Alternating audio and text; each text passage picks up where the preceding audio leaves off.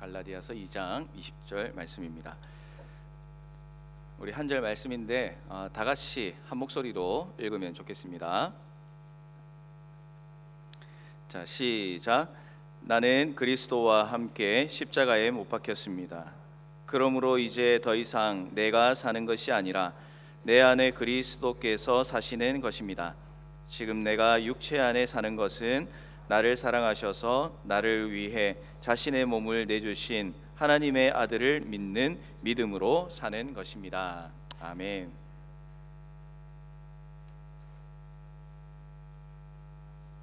우리 사부 예배, 우리 청년 여러분들이 예배 드리는 과정 가운데 찬양을 하는데 이 비장함이 좀 느껴져서 참 감사했어요.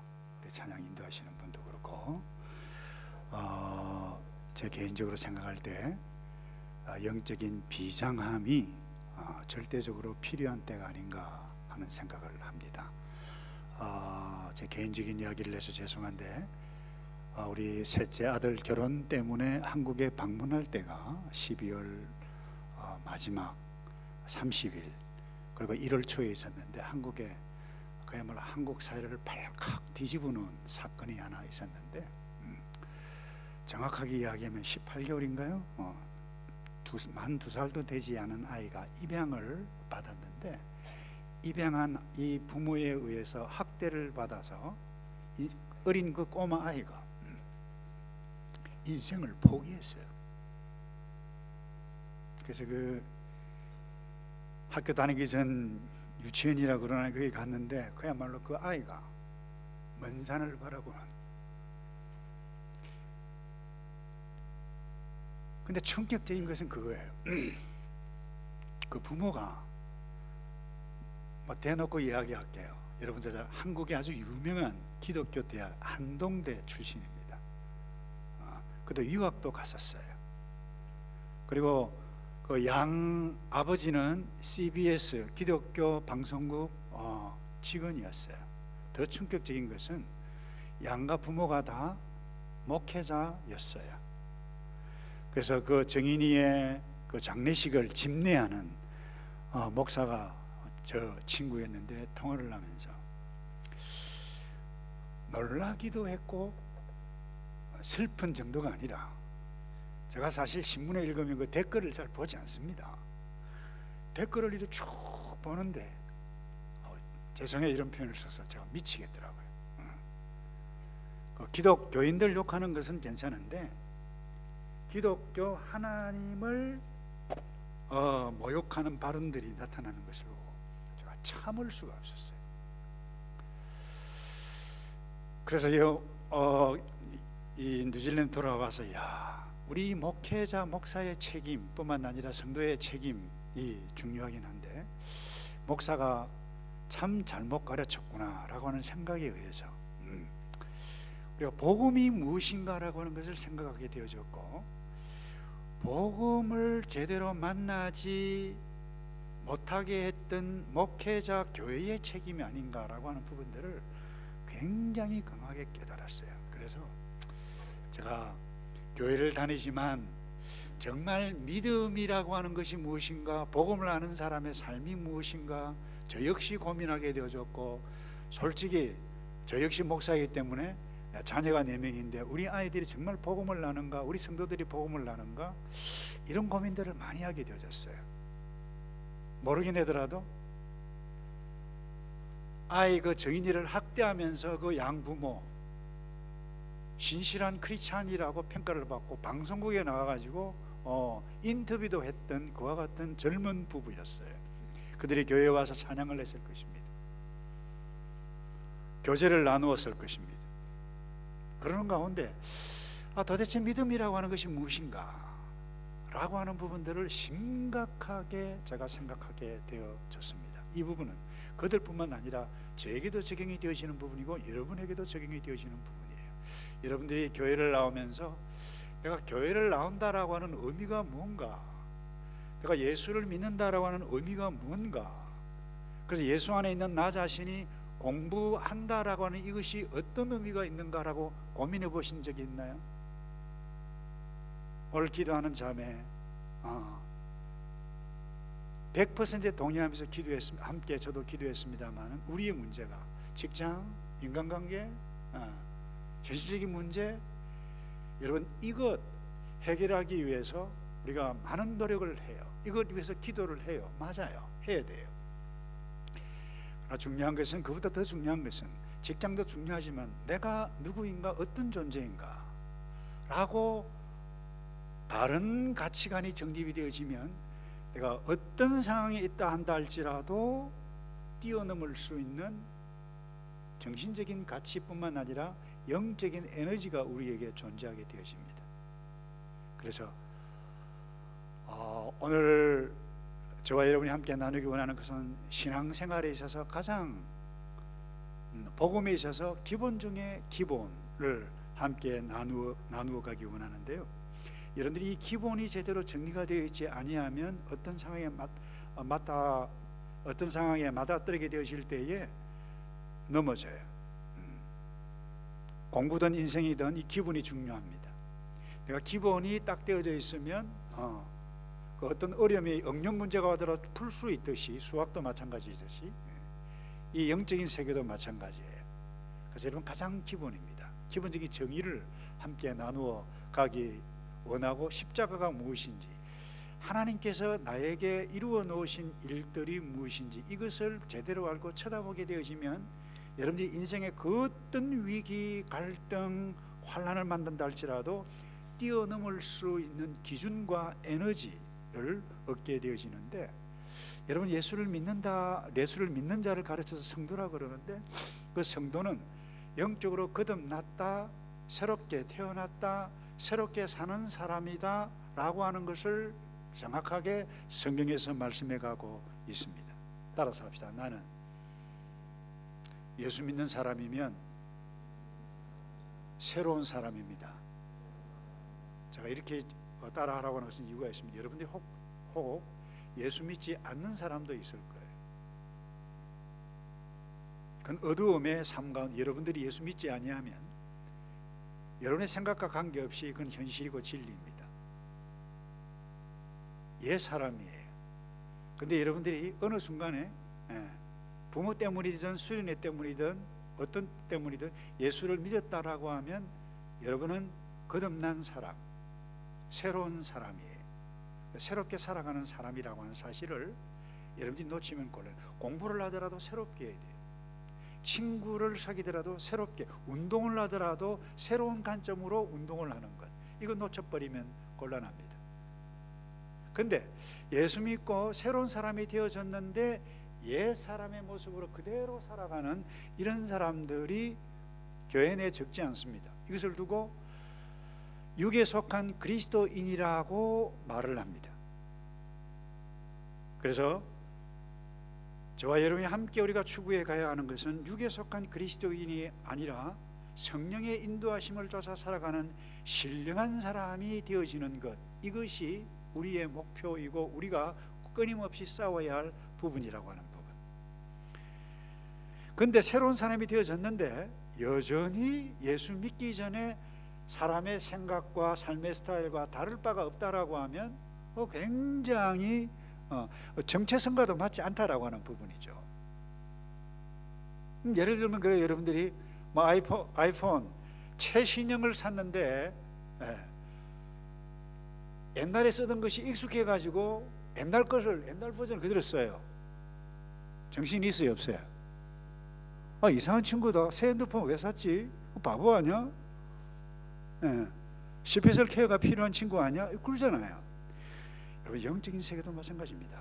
우리는 새로운 사람인데 어제의 옛 사람의 스타일로 살아가는 것은 이와 다를 바가 없다는 것인데, 이 오늘 본문 갈라디아서를 쓴 이 바울이 갈라디 교회 성도를 딱 보니까 예수를 믿고 구원을 얻은 사람인데 옛 율법을 그대로 자기의 열심과 자기의 헌신적인 노력으로 지키고 할례도 받고 절기를 지켜야 구원을 얻는 자로 착각을 하고 있었기 때문에 바울이 깜짝 놀랐어요. 도대체 너희들이 언어에서 시작했는데 다시 율법으로 마치려고 하느냐? 그러면서 쓴 편지가 오늘 이 갈라디아서인데, 한마디로 하나님께서 이루신 일을 그들이 잘 몰랐기 때문에 그렇습니다. 그래서 오늘 저와 여러분이 함께 나누기 원하는 것은 하나님께서 이루신 일이 무엇인가, 이거 두 가지 함께 정리해 가기 원하는데, 이것입니다. 얘가 예수를 믿으면 나를 위해서 예수님께서 하신 일이 있는데, 나도 그리스도 십자가와 함께 죽었다라고 하는 사실입니다. 한번 따라서 합시다. 나도 예수 십자가와 함께 죽었다. 자, 이 사실을 여러분들이 잘 알기 위해서 먼저 예수님께서 왜 십자가를 지셨는가, 그 십자가 죽음의 사형집행이죠, 당하신 그 의미가 무엇인지 이것을 좀 알아야 되는데, 가끔 목사님이 전도하다 보면 우스꽝스러운 사람들을 좀 만나요. 목사님, 전능하신 하나님인데 왜 하나님이 인간의 모습을 와가지고 그렇게 비참하게 십자가에 피 흘려 돌아가셔야만 했습니까? 그냥 죄 없는 것으로 하자, 전능하신 하나님인데 그렇게 하면 될 터인데, 이렇게 질문하는 사람도 있어요. 그때 사실 어려운 부분입니다만 오늘 정신 똑바로 차려서 여러분들이 들어야 할 부분이 이 부분입니다. 예수님께서 그렇게 비참하게 십자가에 피 흘려 죽으셔야 했던 이유가 무엇입니까? 하나님께서 정하신 법 때문입니다. 그런데 하나님께서 정하신 법이 하나님께서만 하신 것이 아니라 구약의 이스라엘 백성들과 함께 약속한 법, 이걸 율법이라 그럽니다. 그래서 이 율법에 의하면, 자, 히브리서 9장 22절 이런 말씀이 있어요. 율법을 따라 그의 모든 물건이 피로써 정결케 되었나니, 사람이 용서를 받거나 물건이 더럽지 아니하는 정결한 물건이 되려면 반드시 하나의 과정이 있어야 된다. 법을 하나님과 이스라엘 백성들에게 함께 정하신 것이 있는데, 그 법이 이것입니다. 피 흘림이 없은즉 사함이 없느니라. 피를 흘려야 용서함을 받는다는 이 법입니다. 그래서 이 법을 하나님께서 백성들과 함께 약속으로 만들고 선포를 하셨는데, 야, 그 없던 것으로 하자. 내가 전능하신 하나님이니까 그냥 너가 지금부터 예수 믿으면 그냥 죄 없어 라고 하시는 하나님의 속성이 아니다는 것입니다. 하나님은 신실하신 분입니다. faithful 하신 분입니다. 그 법을 지키시기 위해서 쓴 것입니다. 또 하나, 이 율법을 완성하시기 위한 것이었습니다. 어제는 사람이 죄를 지어요. 죄를 지으면 그 법이 어떤가 하면, 제사장 앞에 가서 잘못됐습니다, 죄송합니다, 이렇게 절대로 다음부터 안 그러겠습니다, 용서받지 못했습니다, excuse를 하더라도 반드시 행해야 할 법이 무엇인가 하면, 짐승을 가져와서 잡아서 피를 흘려야 너 죄 지었다라고 하는 것을 excuse하는 증거가 제사였습니다. 그럼 너희들이 죄를 지으면 이와 같은 일들을 할 뿐만 아니라 1년에 한 차례씩 온 이스라엘 백성들이 백성의 죄를 사하기 위해서 대제사장이 짐승의 피를 제물로 바쳐서 피를 뿌리고 피를 흘리는 이것을 통해서 죄 사함을 받는다라고 하는 것이 옛 율법이었는데, 이것을 그림자라고 그래요. 그래서 이 그림자 완벽하게 성취한 것이 예수님의 십자가였어요. 그래서 히브리서 9장 12절에 이렇게 말씀합니다. 염소와 송아지의 피로 하지 아니하고 오직 자기의 피로 영원한 속죄 이루사 단번에 성소에 들어가셨느니라. 자, 구약의 짐승의 제사는 1년에 한 번씩 온 백성들의 죄를 위해서 속죄를 해야 했고, 내가 개인적으로 죄를 지으면 짐승을 가지고 와서 피를 흘리고 찔러 죽여서 비참하게 죽는 그 모습들을 행하는 것이 어제의 법이었는데, 그 법이 완성시키신 분이 예수 그리스도인데, 여러분 히브리서 9장 25절에 히브리서 기사는 이렇게 이야기를 합니다. 대제사장이 해마다 우리 다 같이 읽어볼까요? 시작. 대제사장이 해마다 다른 것의 피로서 성소에 들어가는 것 같이 자주 자기를 드리려고 아니하실지니 그리하면 그가 세상을 창조한 때부터 자주 고난을 받았어야 할 것이로되. 안 읽습니까 여러분? 안 나오나요? 그래요? 예. 우리에게 주신 하나님의 말씀이에요. 같이 26절 그리하면 시작. 그리하면 그가 세상을 창조한 때부터 자주 고난을 받아야 것이로되 이제 자기를 단번에 제물로 드려 죄를 없이 하시려고 세상 끝에 나타나신 예수님께서 십자가에 피 흘려 돌아가시지 않았다라고 하면 지금도 계속해서 제사를 드려야 여기에서 삶이 있었는데 예수님께서 십자가에 피 흘려 돌아가심으로 한 번에 영원한 속죄, 아니 앞으로 믿어야 할 사람의 죄까지도 완전히 한 번에 이루어 놓으셨다라고 하는 것입니다. 이것이 복음이에요. 자, 그래서 여러분, 다른 모든 종교는 자기 자신들이 섬기는 신들 앞에 끊임없이 손을 빌고 경건을 하고 수행을 하고 금욕을 요구합니다. 왜요? 구원을 얻기 위해서, 구원을 이루어 가기 위해서. 그러나 우리는 다릅니다.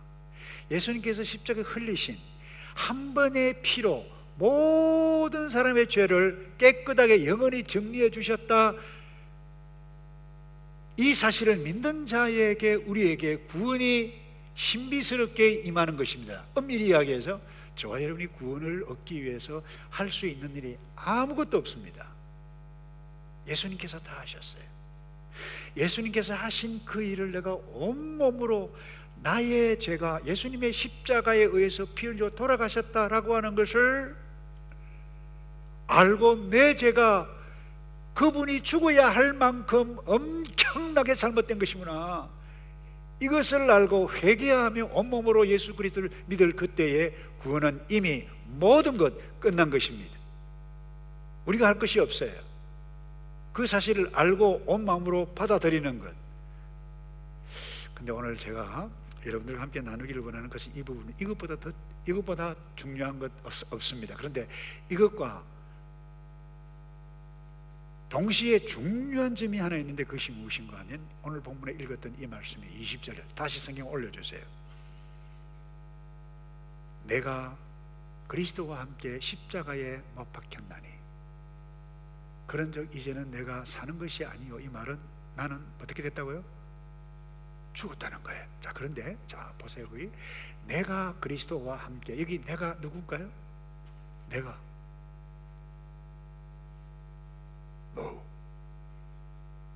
그 성경을 잘 읽어야 돼요. 여기 내가 누구예요? 이 모르면 진도 안 나갑니다. 누구예요? 누구라고요? 바울이에요. 내가 그래요. 바울이에요. 자, 내가 그리스도와 함께 십자가에 못 박혔나니 이것은 현재 완료를 쓰고 있습니다. 근데 예수님께서 십자가에 못 박힌 사건은 언제입니까? 이미 예수 믿기 전에, 바울이 예수 믿기 전에 십자가에 달려 돌아가셨어요. 과거의 과거 동사 시제를 정확하게 쓰고 있어요. 그 로마서 6장 6절에 예수님께서 십자가에 피 흘리신 그 사건 중심으로 이야기할 때는 반드시 과거 동사를 쓰고 있습니다. 그것이 로마서 6장 6절에 나타납니다. 우리가 알거니와 우리의 옛사람이 예수와 함께 십자가에 못 박힌 것, 여기서 예수님이 십자가에 못 박힌 과거를 쓰고 있는데 오늘 본문에 갈라디아에 내가 그리스도와 함께 십자가에 못 박혔나니 이것은 현재 완료를 쓰고 있어요. 예수 믿으면 내가 뭐예요? 지금 십자가와 함께 죽었다라고 하는 거예요. 누가요? 어제 내가. 어제 바울은 누구를 이야기합니까? 자기의 열심으로, 율법에 의해서, 자기 똑똑한 자기의 지식으로 예수 믿는 사람 잡아가두고 다른 사람에게 잘 보이기 위해서 노력해 가는 그 내가 십자가와 함께 못 박혔다라고 하는 것입니다. 이 옛사람의 정체가 무엇입니까? 죄로 부패한 우리의 옛사람, 옛자아를 두고 이야기합니다. 오늘 저와 여러분이 놓쳐서는 안 될 부분이 바로 이 부분입니다. 성경 말씀은 저와 여러분이 예수를 믿으면 바울이 십자가에 못 박혀 죽었던 것처럼 우리 또한 동일하게 바울처럼 지금 십자가, 예수님께서 십자가 다신 그 십자가에 믿는 나에게 동일하게 죽었다는 거예요. 현재. 굉장히 중요합니다. 우리는 예수님께서 내 죄를 위해서 피 흘려 돌아가셨다.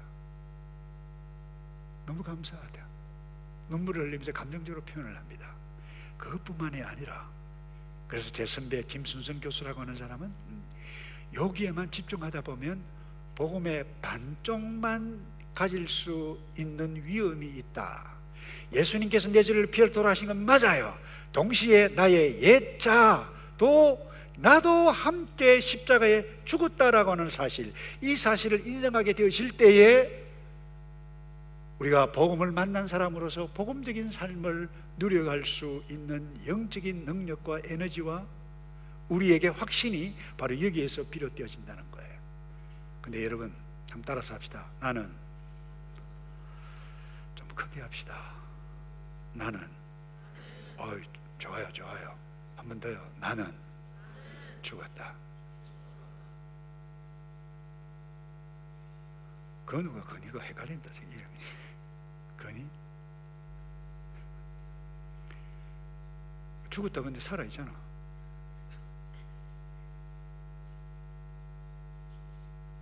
누가 죽었다는 거예요? 자, 여기 죽었다는 것은 인간 나무택 나가 옛자가 죽었다는 거예요. 성경에서 이 옛자라고 할 때 이 옛자는 인간의 부패한 본성을 두고 이야기합니다. 성경이 이렇게 표현해 가고 있어요. 만물보다 거짓되고 심히 부패한 것이라고 했어요. 여러분, 존 켈빈이라고 하는 유명한 신학자는 이 본성을 가르쳐 이렇게 표현을 했습니다. 정말 길들이기 힘든 이 망아지 같은 존재, 당나귀 같은 존재, 길들이기 힘든 그야말로 짐승 같은 존재, 영적으로 그걸 그렇게 표현을 했어요. 근데 예수를 믿어도 내가 이 짐승 같은 야성과 같은 성격이 죽었다라고 하는 것을 모르면 그대로 나타날 수 있다는 거예요.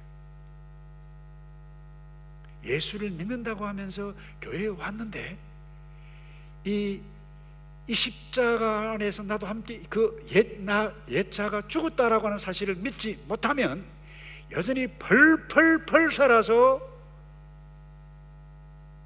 살아간다는 거예요. 그때 무엇이 일어납니까? 3차 전쟁이 우리 사이에서 일어납니다. 갈등이 일어납니다. 싸움이 일어납니다. 그래서 오늘날 예수를 믿어도 교회 내에서 이 집사, 김 집사, 목자들이 들어 싸움하고 갈등하고 몸살을 하는 이유가 무엇인가 하면 이 사실을 인지하지 못하기 때문에 그래요. 죽었는데 펄펄 자기 자신이 살아서 봉사를 열심히 하다가 어제 이 사람, 어제 저 사람과 싸워 나타나게 되어질 때 심각한 일들이 일어납니다. 그래서 갈등하는 근본적인 이유는 성도 자아가 아니라 옛자가 펄펄펄 살아 있기 때문에 그래요.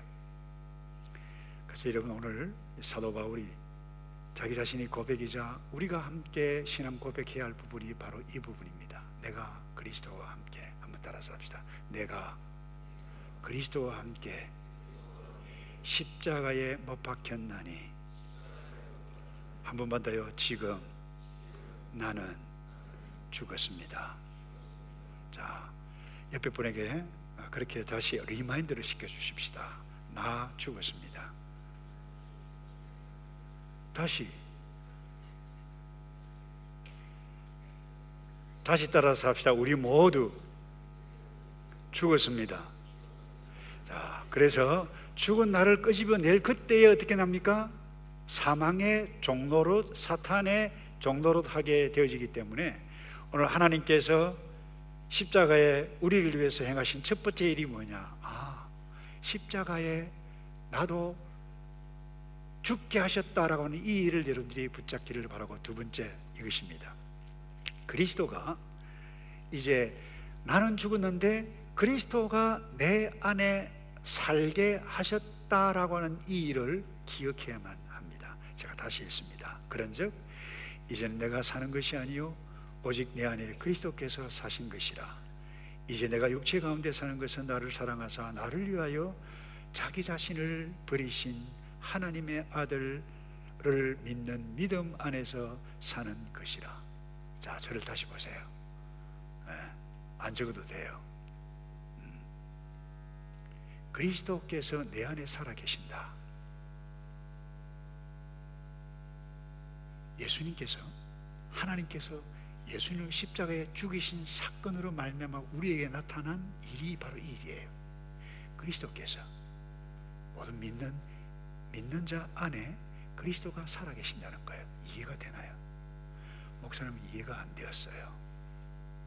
아니, 이성으로 이해할 수가 없어요. 근데 이 바울은 이 사실을, 이 진리를 두고 뭐라고 이야기했는가 하면 비밀이다, 비밀이다 그랬어요. 영어로 이야기하면 mystery, mysterious event라는 거예요. 그래서 그것을 골로새서 1장 27절에 이렇게 설명합니다. 우리 다 같이 다시 읽어볼까요? 시작. 하나님이 그들로 하여금 이 비밀의 영광이 이방인 가운데 얼마나 풍성한지 알게 하려 하심이라. 됐어요. 여기 보니까 이 비밀의 영광이라, 이 비밀이 뭐예요? 그리스도가 예수 믿는 이방인들, 우리들에게 임해서 풍성한 것을 이 비밀의 영광이라고 표현했어요. 그 다음에 이 비밀은 너희 안에 계신 그리스도시니, 따라서 합시다. 이 비밀은 너희 안에 계신 그리스도니. 여러분이 할렐루야예요. 여러분 이것을 기억해야 돼요. 여러분들이 갈등을 만나고 어려움을 만날 때 여러분 이 말씀을, 아니 하나님께서 나를 위해서 행하신 이 일들을 쳐다보지 아니하면 실망하고 좌절하고 넘어지고 말 것입니다. 이 비밀이 뭐예요? 이 신비스러운 일이 예수 믿는 나 안에 있는데 내 안에 그하신 그리스도 곧 영광의 소망이니라. 신비라고 했어요. 그래서 이 그리스도, 이 사실을 믿는 우리가 반드시 기억해야 할 것뿐만 아니라 끊임없이 질문해야 할 것이 바로 이 부분이에요. 우리 이미 구원을 얻었어요. 그래서 우리가 성화를 해 가야 하는데 우리가 노력해야 하는 부분이 이 부분이에요. 우리가 예수 구원 얻기 위해서 노력해야 할 것 아무것도 없다고 그랬어요. 그러나 구원을 누려가기 위해서, 구원 얻은, 이미 우리는 구원을 얻었어요. 그래서 이 땅에서 좀 더 구체적으로 노골적으로 여러분들이 이야기하면 이렇습니다. 세상 사람들과 달리 살기 위해서, 요거도 먹지 않기 위해서 예수쟁이라고 하면서 아이를 학대하고 죽이게 만드는 그와 같은 일들이 무슨 예수쟁이야, 이런 말을 듣지 않기 위해서 우리가 해야 할 부분이 무엇입니까? 예수 믿는 하늘의 교회 청년부 나간다는데 컨닝 잘하대, 온갖 못된 짓은 다 하대.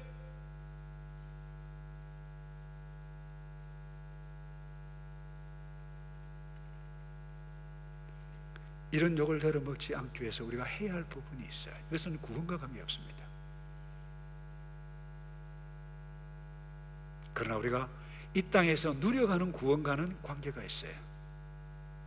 무슨 말인지 지금 목사님이 구원과 관계없다 했다가 우리가 누려가는 구원과 관계 있다 했다가 무슨 말입니까? 이해가 안 되는 사람 최영도 목사님께 물어보세요. 저한테 찾아오시는지, 저 이군식 집사님에게 찾아가셔도 돼요.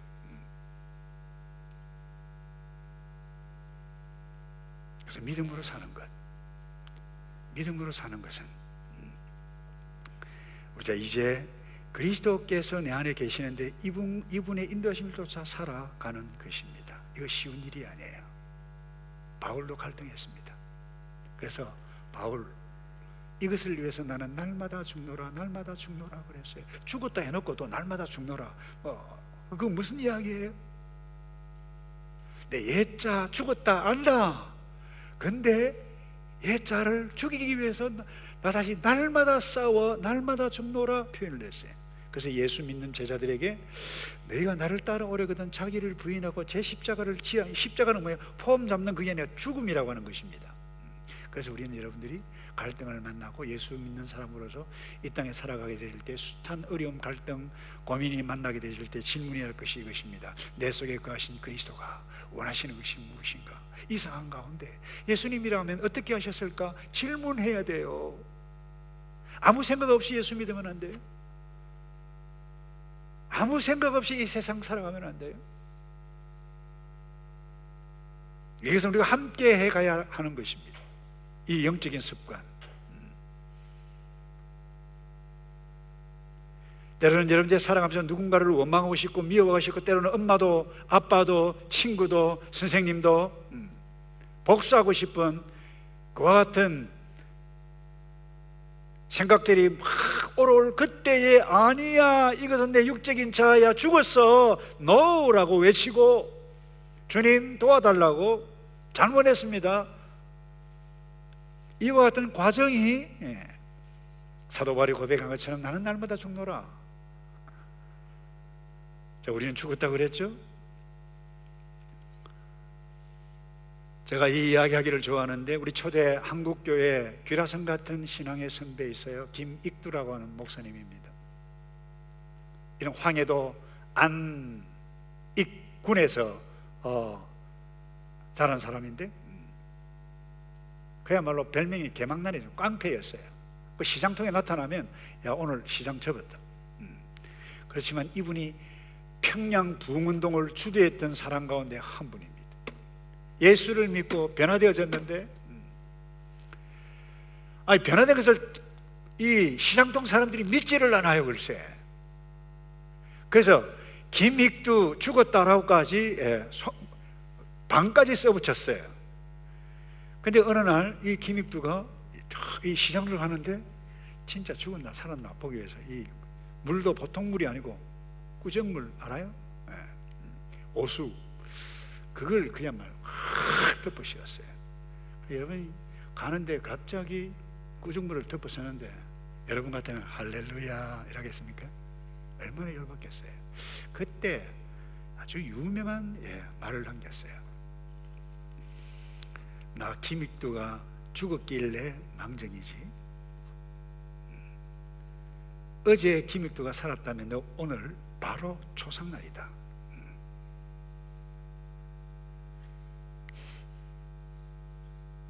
여러분, 이게 변화된 사람이 끊임없이 살아가야 하는 모습 가운데 하나입니다.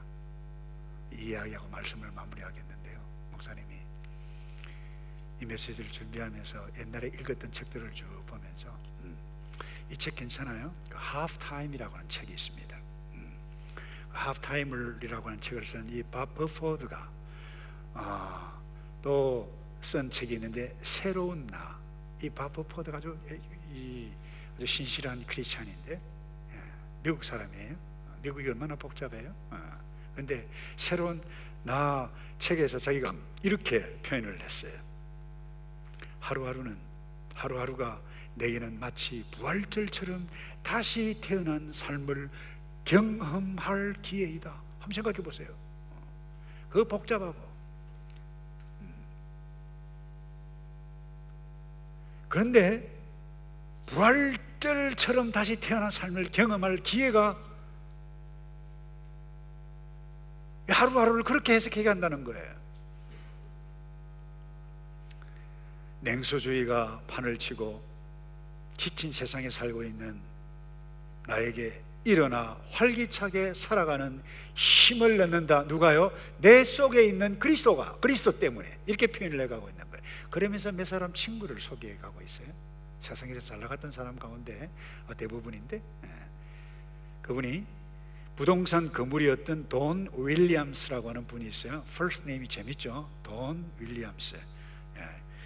이분이 가난한 아이들에게 새로운 기회를 주기 위해서 나고자 없는 교육 프로그램을 시작했는데 엄청난 펀드를 투자를 했어요. 뿐만 아닙니다.